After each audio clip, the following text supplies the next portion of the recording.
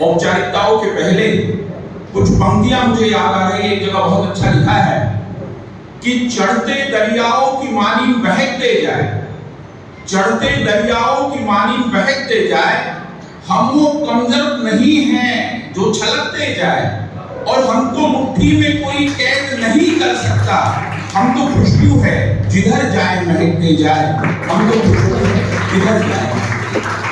जी हाँ, यदि एक ऐसे व्यक्तित्व का निर्माण करना है कि जो कहीं भी जाए अपने विचारों से खुशबू फैलाए, तो जरूरी है उसको बुक को फेस करने की, फेसबुक को छोड़कर।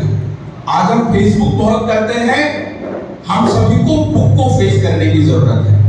कार्यक्रम की औपचारिकता का निर्वहन करते हुए सर्वप्रथम मां सरस्वती को नमन, महात्मा ज्योतिराव जी फुले, मां सावित्रीबाई फुले, डॉक्टर बाबा साहेब अम्बेडकर, और जिनके बारे में मराठी में कहा जाता है कि मृत्युकेचे पावित्र्य तव राखिले, मृत्युकेचे पावित्र्य तव राखिले, स्वराज्य स्वप्न तव साकारिले, गरजुमिया केला हिंदोत्सव साजरा, शिवराया उस्मानाचा मुजरा, शिवराया उस्मानाचा मुजरा। छत्रपती शिवाजी महाराज, छत्रपति संभाजी महाराज, इन्हें सादर नमन वंदन। आज के कार्यक्रम के उद्घाटक माननीय प्रताप जी अरसड़ साहब, और जो इस कार्यक्रम को संपन्न करने के लिए, इस कार्यक्रम को संचालित करने के लिए हमेशा प्रयास करते हैं, ऐसे डॉक्टर सूरज मंडावी साहब। जिस प्रकार सूरज की किरणें प्रकाश फैलाती है, इस प्रकार के ग्रंथोत्सव के माध्यम से, ज्ञान की किरणों के माध्यम से आदरणीय डॉक्टर सूरज साहब का प्रयास है कि अज्ञानता के अंधकार को दूर किया जाए। मैं चाहूंगा उनके प्रयास के लिए जोरदार तालियां हम सभी की ओर से होना चाहिए। डॉक्टर राजेश पाटिल सर, मराठे जी, बजाज साहब, आदरणीय मंच, उपस्थित समस्त प्रबुद्ध वर्ग, आज इस ग्रंथोत्सव समारोह में आप सभी यहाँ पर उपस्थित हैं। मैं बहुत संक्षिप्त में ये बताना चाहूंगा कि ग्रंथोत्सव, ग्रंथालय की आवश्यकता क्यों है। ग्रंथालय को अंग्रेजी में लाइब्रेरी कहते हैं। ये जो शब्द है, इस शब्द के हर एक अक्षर में किताबों का क्या महत्व है, जीवन के लिए वो क्यों जरूरी, वो छिपा हुआ है। लाइब्रेरी LIBRA हुआ है। इसमें जो पहला लेटर आता है वो आता है L यानी लाइफ स्किल्स। यदि हमें जीवन को किस प्रकार से जीना है, ये समझना है, तो हमें किताबों की ओर मुड़ना होगा, हमें ग्रंथों की ओर मुड़ना होगा।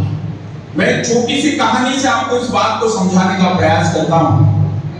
एक बार एक महिला थी, उसने अपने बच्चे को, लड़के को बहुत पढ़ाया लिखाया। वो अमेरिका में बहुत अच्छा कंप्यूटर का तज्ञ बना और अमेरिका में चला गया। इस महिला को एक ही लड़का था। अब बहुत दिन हो गए, महिला की स्थिति थोड़ी दयनीय होती गई। इतनी आर्थिक स्थिति खराब हुई कि वो लोगों से पैसा मांगने लगी। तब एक पड़ोसी ने उससे कहा कि माता जी, आपने लड़के को इतना पढ़ाया, वो अमेरिका में गया, वो आपको कुछ पैसे अमाउंट भेजता नहीं है क्या? तो उसने कहा नहीं, पैसे तो नहीं भेजता, लेकिन वो कुछ रंग बिरंगे कागज भेजता है। उस व्यक्ति ने कहा कौन से रंग बिरंगे कागज है बताओ। वो महिला उस व्यक्ति को लेकर घर में गई। उसने वो रंग बिरंगे कागज वहां पे लगाए हुए थे। उस व्यक्ति ने सिर पकड़ लिया, बोले माता जी, आप सबसे पैसे मांग रहे हो, ये रंग बिरंगे कागज नहीं है, ये ड्राफ्ट है। ये ड्राफ्ट आप बैंक में दोगे तो आपको अमाउंट मिलेगा। आपको मालूम ही नहीं कि ये ड्राफ्ट है, इस कारण आप दयनीय स्थिति में जी रहे हो। ठीक इसी प्रकार जो सनातनी हुए हैं, जो महापुरुष हुए, जो विद्वान हुए हैं, उन्होंने भी हमें बहुत सारे ड्राफ्ट दिए हैं। और वो ड्राफ्ट है ग्रंथों के माध्यम से, वो ड्राफ्ट है रामायण के माध्यम से, वो ड्राफ्ट है गीता के माध्यम से, वो ड्राफ्ट है ज्ञानेश्वरी के माध्यम से। हमें उन ड्राफ्ट का नॉलेज ही नहीं है, इस कारण आज हम दैवीय स्थिति जी रहे हैं। तो आवश्यकता है कि वो जो ड्राफ्ट हमारे पास में है, वो जो ग्रंथ है, वो उन ग्रंथों की भाषा को जानने का और समझने का हम प्रयास करें, तभी हम लाइफ स्किल सीख सकते हैं। जीवन उसका जो जीना जानता है। एक वीणा थी, एक व्यक्ति के घर में रखी थी, उसको बजाना नहीं जानता था, उसको बजाना नहीं जानता था। घर में कोई भी आता तार को बजाता तो कर्कश घर में लगता था। उस व्यक्ति ने वीणा बाहर फेंक दी। उस रास्ते से एक संगीतज्ञ जा रहा था, उसने वीणा उठाई और बजाने लगा। चूंकि वीणा बजाना जानता था तो उससे जो स्वर लहरियां निकलती थी उससे आनंद फैल रहा था, लोग इकट्ठा हो गए। वो व्यक्ति जिसने वीणा फेंकी थी वो बाहर आया और वो संगीतज्ञ को बोला कि ये वीणा मेरी है। संगीतज्ञ ने कहा नहीं, वीणा उसकी जो उसे बजाना जानता है, ठीक वैसे ही जीवन उसका जो उसको जीना जानता है, जो उसको जीना है। तो हमें जीवन जीने की कला यदि सीखनी है तो ये ग्रंथों से हमको जीवन जीने की कला सीखनी होगी। तो as a life skills I idea, विद्यार्थी भी यहां पर बैठे हैं, कुछ शिक्षक भी यहां पर बैठे हैं। एआई पे बात हुई। आज का जो जमाना है वो ग्लोबलाइजेशन का जमाना है। ग्लोबलाइजेशन के जमाने में वो युवा, वो विद्यार्थी तरक्की करेगा, आगे बढ़ेगा जो नए विचार, नए आइडिया देगा। वो हर एक उर्दू में लिखा है, वो हर एक से मतलब निकाल लेता है। सर का आग पर भी पानी उबाल लेता है और जिंदगी उसके लिए मसला है प्रॉब्लम। और जिंदगी उसके लिए मसला नहीं होती जो खुद को वक्त के साचे पे ढाल लेता है, जो खुद को वक्त के साचे पे ढाल लेता है। आइडिया आज के समय की मांग है। आज साइंस डे है। मैं इस ग्रंथोत्सव में साइंस डे की भी आप सभी को हार्दिक शुभकामनाएं देता हूं।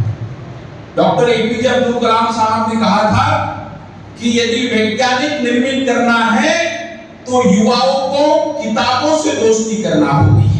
और उन किताबों की दोस्ती करने के लिए डॉक्टर मडावी साहब, डॉक्टर पाटिल साहब ये जो एक प्रयास कर रहे हैं ग्रंथोत्सव के माध्यम से, उसका हम सभी ने फायदा लेना चाहिए।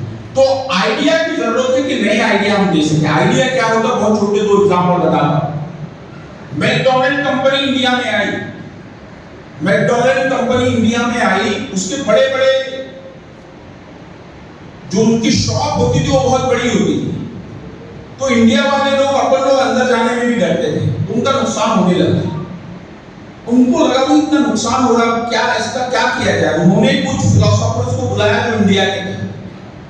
उनसे पूछा कि हमने इतने बड़े बड़े यहाँ पर हाउसेस बनाए, इतनी बड़ी बड़ी शॉप्स बनाई, लेकिन हमारे शॉप में लोग आने से डर रहे हैं, हमारा नुकसान हो रहा है, इसको दूर करने के लिए क्या करना पड़ेगा।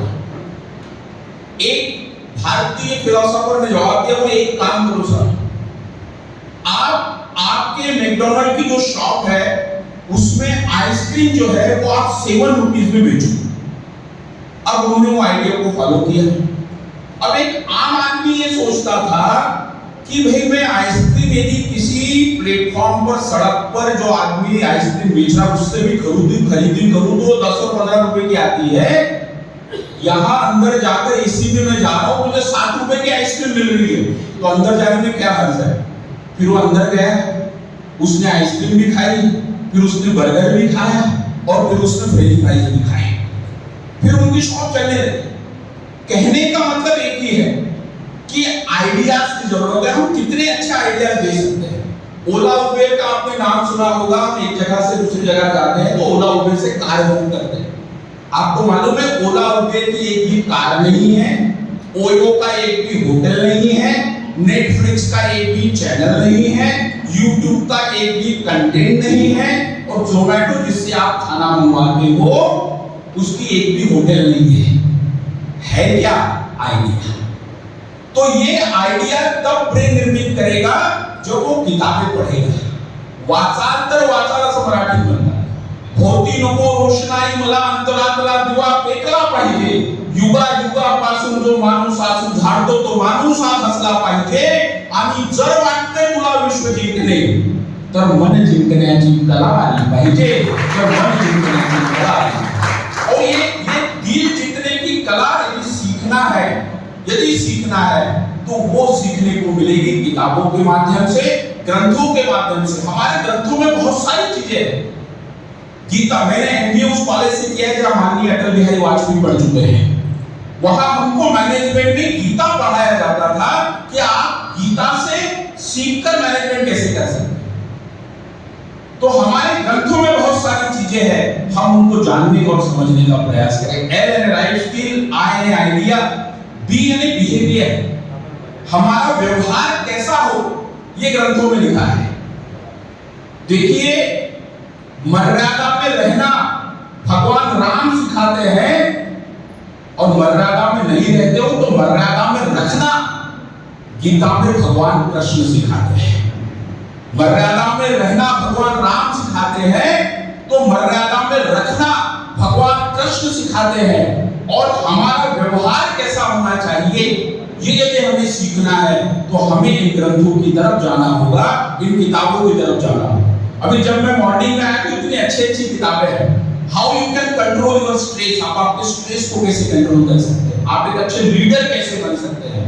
छत्रपति शिवाजी महाराज पर बहुत अच्छी किताब है, डॉक्टर बाबा साहब अम्बेडकर पर बहुत अच्छी किताबें हैं, महाराष्ट्र के इतिहास के संबंध में बहुत अच्छी किताबें हैं। एक ऐसी जगह जहां पर बहुत अच्छा गैदरिंग हमको दिखाई दे रही है बुक्स की, उसका जरूर फायदा उठाना चाहिए। तो बी यानी बिहेवियर, यानी हमारा व्यवहार ये कैसा होना चाहिए, व्यवहार कुशलता कैसी होनी चाहिए, ये भी किताबें सिखाते हैं। अगला आता है आर, LIBRARY, आर यानी रेशनलिज्म, यानी तर्क संगतता। कोई भी निर्णय लेने के पहले आप कितने लॉजिकल हो और आपने कितने लॉजिकल होना चाहिए, ये कोई चीज सिखाता है तो किताबें सिखाती है।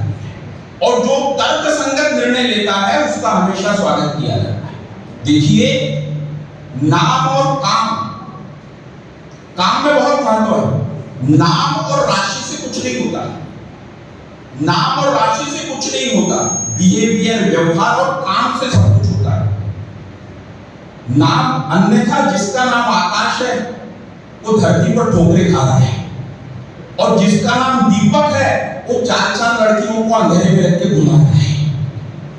राशि, जिसकी राशि कुंभ है वो बेचारा महाकुंभ में जा नहीं पाया, और जिसकी राशि कन्या है उसको शादी के लिए लड़की भी मिल रही है। जिसकी राशि सिंह है वो सहमा सा बैठा रहता है। तो नाम और राशि से कुछ नहीं होता, होता है काम से, होता है काम से। अच्छा काम करने की जरूरत है। आज ग्रंथालय की तरफ से बहुत अच्छा काम किया गया है।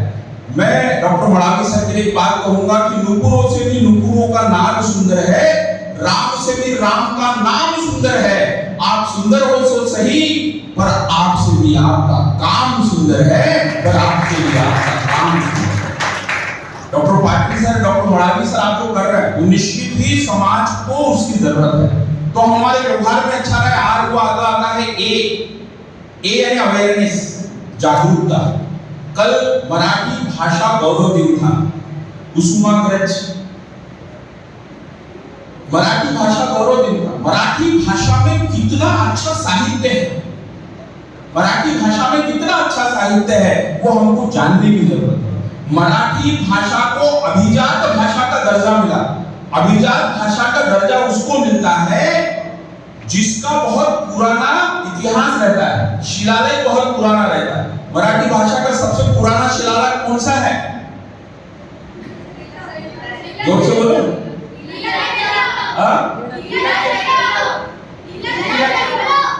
बच्चों को मालूम? ये सबसे पुराना शिलालेख है। ये हमको कहां से मालूम पड़ा? मराठी भाषा को जो अभिजात भाषा का दर्जा मिला वो किस कारण मिला? उस शिलालेख जो इतना पुराना है। इस कारण एक अवेयरनेस, एक जागरूकता बहुत अधिक जरूरी है। वो जागरूकता निर्मित करने का हम सभी लोग मिलकर प्रयास करें, एक वातावरण बनाएं। देखिए पाटिल साहब, मैं इस बात से सहमत हूं कि कितने भी 1G आ जाए, 2G आ जाए, 3G आ जाए, 4G आ जाए, 5G आ जाए, लेकिन गुरुजी का स्थान कोई नहीं ले सकता।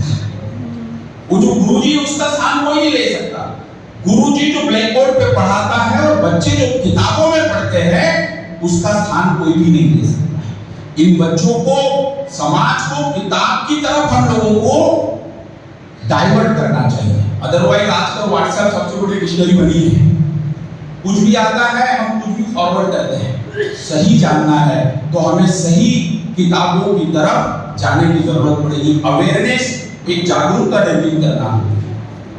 मराठीत किती चांगले शब्द आहेत. आई, आता मराठी इतनी बृहत आणि इतनी समृद्ध भाषा आहे. आई, आ धन ई, आपला ईश्वर म्हणजे आई. आपला ईश्वर म्हणजे आई. आई नावाची देवालाही वाटते नवलाई. आई नावाची देवालाही वाटते नवलाई.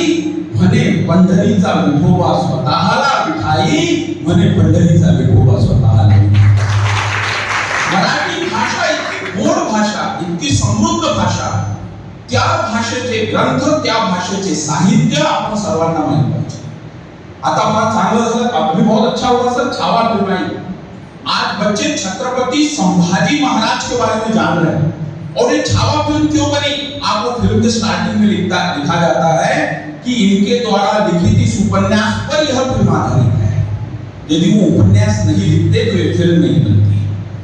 तो अंधार फार झाला नवीन धारा पाहिजे. अंधार फार झाला नवीन धारा पाहिजे. आणि या राज्याला पुन्हा एकदा छत्रपतीचा छावा पाहिजे. या राज्याला पुन्हा एकदा छत्रपतीचा छावा. तो वो उपन्यास बना. इस कारण हमने छत्रपति संभाजी महाराज के बारे में जानना समझना शुरू किया. तो किताबों में बहुत महत्व है. एक अवेयरनेस क्रिएट होती है. अगला आता है आर, लास्ट में आएगा वाई. तो 2 मिनट में बात करता हूं. आर में रिगार्ड, नम्रता. ये नम्रता हमें पंचतंत्र की कहानियों से सीखने को मिलती है. देखिए, बड़े बड़े तूफान आते हैं तो वो बड़े बड़े तूफान बड़े बड़े पहाड़ों को उखाड़ कर ले जाते हैं, जो कि पहाड़ अकड़-अकड़ खड़े रहते हैं. लेकिन एक छोटा सा घास का तिनका कितना भी तूफान आए झुक जाता है, और जब तूफान चला जाता है तो खड़ा रह जाता है, क्योंकि वो झुकना जानता है. अभी एक फिल्म निकली थी, बच्चों को बहुत पसंद आती थी, झुकेगा नहीं साला. जीवन में ये सिद्धांत नहीं चलेगा. जीवन में आगे वही बढ़ेगा जो नम्र होगा, जो झुकना जानेगा. झुकता वह है जिसमें जान होती है. अकड़ना तो मुर्दे की पहचान होती है. अकड़ना तो मुर्दे की. कुदरत को नापसंद है शक्ति बयान में. कुदरत को नापसंद है शक्ति बयान में. इस कारण तो नहीं थी हड्डी जबान में. इस कारण तो नहीं थी हड्डी जबान. तो हम अच्छा बोले, हम मीठा बोले. और अच्छा बोलना, मीठा बोलना, अच्छे शब्द बोलना, अलंकृत शब्द बोलना, ये कहां से सीखेंगे? ये सीखेंगे किताबों से, ये सीखेंगे ग्रंथों से. मीठे बोल बोलिए, क्योंकि अल्फाजों में भी जान होती है. इन्हीं से आरती अरदास और अजान होती है. और ये समुद्र की वो होती है जिनसे इंसानों की पहचान होती है. जिनसे इंसानों की पहचान. मेरा आपसे निवेदन है, आपके घर में एक छोटी लायब्ररी होना चाहिए. डॉक्टर बाबासाहेब आंबेडकर यांनी म्हटलेलं आहे की जर तुमच्याजवळ 2 नाणे असले तर एका नाण्याने पुस्तक विकत घ्या आणि दुसऱ्या नाण्याने आप रोटी खरीदो. इतना महत्व है किताबों का, इतना महत्व है नॉलेज का, इतना महत्व है ज्ञान का. और उस ज्ञान का प्रचार प्रसार करना ये हमारी जिम्मेदारी है. हमें हर चीज का वास्तविक अर्थ मालूम ही नहीं. गणेश उत्सव किसलिए मनाया गया? लोकमान्य तिलक जी ने गणेश उत्सव इस कारण लाया कि हम संगठित हो सके, संगठित होकर विचार कर सके, अंग्रेजों को बाहर कर सके. हमने पढ़ाई नहीं हो किताबों में. आज भी गणेश उत्सव और गणेश जी के विसर्जन के समय जो डीजे पर डांस होते हैं वो आपको, हमको, सबको मालूम है. कारण क्या है? पढ़ाई नहीं किताबों में कि लोकमान्य तिलक जी ने गणेश उत्सव क्यों मनाया, क्यों रखा. ये बातें लोगों को बताने की जरूरत है. ये बातें लोगों को, ये बातें कहां से मालूम पड़ेगी? ये बातें मालूम पड़ेगी किताबों से. ये बातें मालूम पड़ेगी किताबों से. तो हम आर एंड रिगार्ड, नंबर बने. और लास्ट में इसमें आता है वाई. एग्री एलआईडी आ रहा है. वाई में यर्निंग फॉर लर्निंग, सीखने की ललक होना चाहिए. जिसमें सीखने की ललक है वही जिंदा है. ये मैं नहीं कहता, ये स्वामी विवेकानंद ने कहा है. जो सीखता है वो जिंदा है, और जो सीखता नहीं वो मरे हुए के समान है. देखिए, जो बोलता नहीं वो मुर्दा है, जो सुनता नहीं वो मुर्दा है, जो विरोध नहीं करता वो मुर्दा है। हम क्या है खुद ही समझ ले। विरोध तब करेंगे जब विचार होंगे, और विचार तब आएंगे जब पढ़ेंगे। विचारों में बहुत बड़ी ताकत है। विचारों में डॉक्टर बाबा साहेब अम्बेडकर, इन्होंने महात्मा ज्योतिराव जी फुले इनको अपना गुरु माना, लेकिन जिस समय डॉक्टर बाबा साहेब अम्बेडकर थे उस समय तो महात्मा ज्योतिराव जी फुले जिंदा नहीं थे। फिर गुरु किसको माना? गुरु उनके विचारों को माना। महात्मा ज्योतिराव जी फुले इन्होंने संत कबीर को गुरु माना, लेकिन जिस समय महात्मा ज्योतिराव जी फुले थे उस समय संत कबीर नहीं थे, तो गुरु किसको माना? संत कबीर के विचारों को गुरु माना। और संत कबीर ने गुरु रविदास को गुरु माना, जिस समय संत कबीर थे गुरु रविदास नहीं थे, तो फिर गुरु किसको माना? गुरु रविदास के विचारों को गुरु माना। तो आज जरूरी है कि हम विचारों को गुरु माने, और वो विचार भी जानना है तो किताबों की तरफ जाना होगा। मैं पुनः इस ग्रंथोत्सव के लिए आदरणीय डॉक्टर मडावी साहब, डॉक्टर पाटिल सर, उनकी समस्त टीम को, शासन को हार्दिक बधाई देता हूं कि शहर में एक अच्छा वातावरण निर्मित करने का प्रयास कर रहे हैं। वातावरण का बहुत महत्व होता है। पाण्याचा थेंब एक जर तो गर्भतलावर पडला तर त्याचा अस्तित्व संपते. पाण्याचा थेंब एक जर पहाडीच्या उंच टोकावर पडला तर हिल स्टेशन होते. पाण्याचा थेंब एक जर गंगा नदीत पडला तर त्यामध्ये पवित्रता येते. पाण्याचा थेंब एक जर नालीत पडला तर गारा होतो. पाण्याचा थेंब एक जर लिंबाच्या झाडावर पडला तर औषधी बनते. पाण्याचा थेंब एक जर सर्पाच्या तोंडात पडला तर जहर बनते. पाण्याचा थेंब एक जर केळीच्या झाडावर पडला तर कर्कू बनतो. पाण्याचा थेंब एक जर कमळाच्या फुलावर पडला तर मोत्यासारखा चमकतो. पाण्याचा थेंब एक जर शिंपल्यात पडला तर मोत्यासारखा चमकत नाही, साक्षात मोतीच होतो. पाण्याचा थेंब एक अंतर्गत वातावरणाचा। सर, आप जो एनवायरमेंट, जो वातावरण निर्मित कर रहे हैं वो निश्चित ही शहर के लिए एक सकारात्मकता का काम है। आपने बुलाया, आमंत्रित किया, उसके लिए साधुवाद। जय हिंद, जय भारत, जय भारत।